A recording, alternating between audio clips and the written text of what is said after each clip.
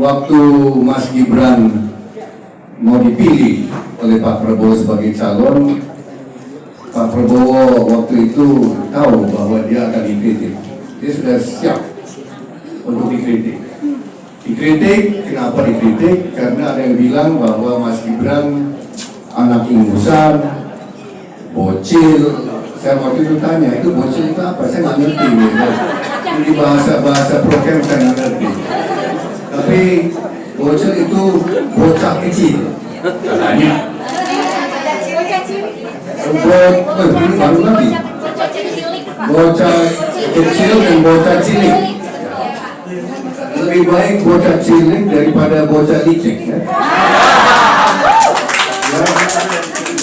Ya, saya kira waktu itu, dan ini saya mau sampaikan, Prabowo bilang ke saya, biar aja, saya pilih anak ingusan, kalau memang dia ingusan, belum tentu dia ingusan, ya, apa dia bocah kecil atau cilik,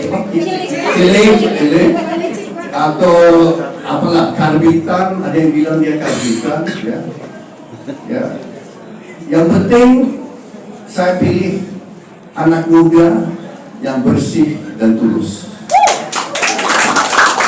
Yang penting saya pilih anak yang hatinya bersih.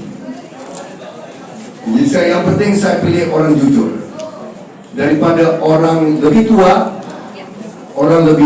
jauh lebih tua tapi koruptor. Dia bilang gitu. Dan saya kira itu pilihan yang tepat. Karena kenapa? Menurut saya kita lihat satu pasangan yang menurut saya ideal. Prabowo banyak pengalaman, banyak duka dan suka, banyak pengalaman baik dan pengalaman yang kurang baik.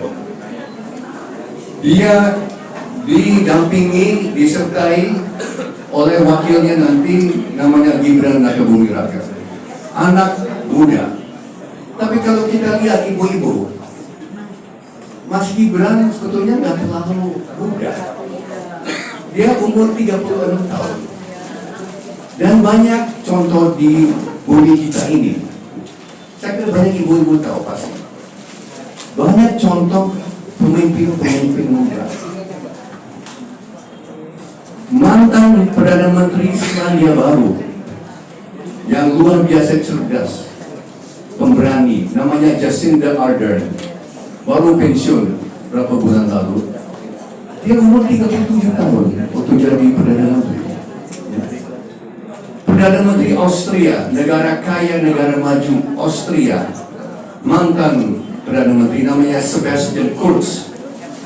Dia dilantik sebagai Perdana Menteri 32 tahun. 32 tahun. Ada contoh-contoh lain.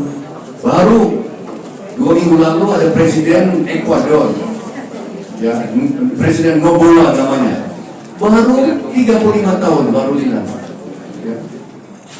Dan Presiden Prancis Emmanuel Macron, waktu dia dilantik, dia umur 39 tahun waktu dilantik, di bawah umur 40 tahun. Semua ini adalah contoh-contoh, ya, pemimpin dunia yang muda. Nah, saya kembali ke Indonesia, sejarah Indonesia. Saya kira banyak ibu-ibu tahu. Saya ulangi saja, karena banyak ibu-ibu muda tidak tahu dan anak-anak muda tidak tahu. Karena ibu-ibu muda harus berbangga, anak-anak muda harus berbangga. Kenapa? Dalam sejarah Indonesia ada banyak contoh-contoh di mana pemimpin kita muda. Yang pertama yang selalu saya ingat adalah kita waktu itu ada punya Panglima TNI yang luar biasa. Namanya Jenderal Besar Sudirman. Kita tidak jauh dari Jenderal Sudirman, ya. Semua tahu itu. Pak Dirman waktu dilantik sebagai Panglima TNI tahun 45 dan 46, umur 29 tahun. Belum sampai 30 tahun jadi Panglima TNI. Ya. Dan waktu dia meninggal tahun 50, setelah kita dapat kemerdekaan, Pak Dirman umur 34 tahun. 34 tahun.